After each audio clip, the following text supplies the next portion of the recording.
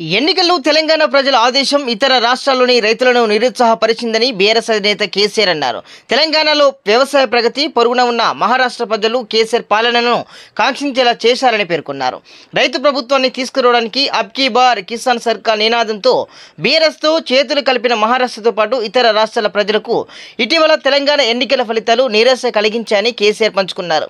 కేసీఆర్ నాయకత్వ లోపం తెలంగాణతో పాటు దేశవ్యాప్తంగా రైతులపై ప్రతికూల ప్రభావం చూపిందని ఆయన మద్దతుదారులు కేసీఆర్తో అన్నారు. ప్రజాస్వామ్యం అంతిమ నిర్ణయం ప్రజలదేనని, ఫలితాలతో సంబంధం లేకుండా చిత్తశుద్ధితో మన పాత్రలను నిర్వర్తించాలని కూడా కేసీఆర్ పేర్కొన్నారు.